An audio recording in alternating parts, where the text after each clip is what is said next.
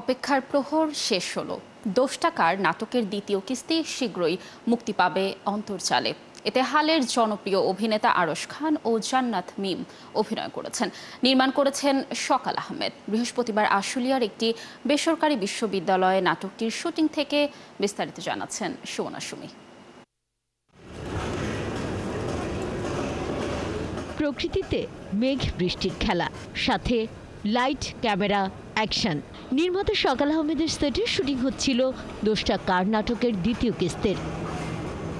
Shooting সেটে দেখা মেলে জনপ্রিয় অভিনেতা আরশ খানের। ক্লাসরুমে আরশ খান, কখনো বা ক্যাম্পাসে। ১০ টাকার নাটকের প্রথম সিরিজের সাথে কোনো মিল নেই দ্বিতীয় সিরিজের সন্দেশ চরিত্রটি। সকাল ভাইও এই মতেই ছিলেন যে না, ওই গল্পটাকেই আসলে একটা এন্ডিংয়ে আনা উচিত।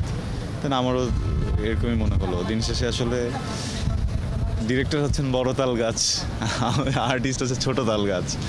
বড় তাল গাছ যেদিকে যাবে, ছোট তাল গাছ ওদিকেই যাবে। অভিনেত্রী জিম জানান, প্রথম সিরিজে নেগেটিভ চরিত্রে তার অভিনয় দর্শকদের নজর কেড়েছে। এবারের গল্প দেখতে অপেক্ষা করতে হবে নাটকটি মুক্তির। পার্ট 1-এ হচ্ছে দর্শক আমাকে খুবই গালি দিচ্ছে, কারণ আমার ক্যারেক্টারটাই এমন ছিল, একটু নেগেটিভ ক্যারেক্টার, যার জন্য হচ্ছে অনেক গালি পেয়েছি। পার্ট 2 কেমন হচ্ছে এটা জানতে হলে হচ্ছে দেখতে হবে নাটকটা। গেল ঈদে মুক্তি পাওয়া ১০ টাকার নাটকটি দেখেছে প্রায় ১ কোটি দর্শক। অন্তর্জালে করা দর্শকের মন্তব্য থেকেই ১০ টাকার নাটকের দ্বিতীয় সিরিজ নির্মাণের সিদ্ধান্ত নেন নির্মাতা। আমাদের দর্শক, অগণিত দর্শক, তাদের কমেন্টস যে তারা ১০ টাকার 2 চায়। তো তাদের ভালোবাসার জন্য, তাদের চাহিদার জন্য, তাদের এক্সপেকটেশনের একটা প্রপার কি বলবো এটাকে, যে দেওয়ার জন্য আমরা ১০ টাকার পার্ট 2 করছি। আজকে এটার প্রথম দিনের শুটিং হচ্ছে।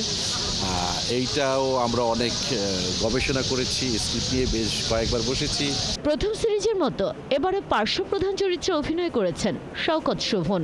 খুবই ইন্টারেস্টিং একটা ক্যারেক্টার আমার কাছে মনে হয়। অ্যান্ড পার্ট 1-এও দর্শকের কাছ থেকে খুব ভালো একটা ফিডব্যাক পেয়েছি। আশা করছি পার্ট 2-তেও খুব ভালো একটা ফিডব্যাক পাবো। মানে গল্পের একটা জার্নি আছে, একটা চরিত্রের জার্নি আছে, সেই জায়গা থেকে অবশ্যই দর্শকের খুব ভালো লাগবে। নাট্যকুশলীরা মনে করছেন ১০ টাকার নাটকের দ্বিতীয় সিরিজ পূরণ করবে দর্শকের প্রত্যাশা।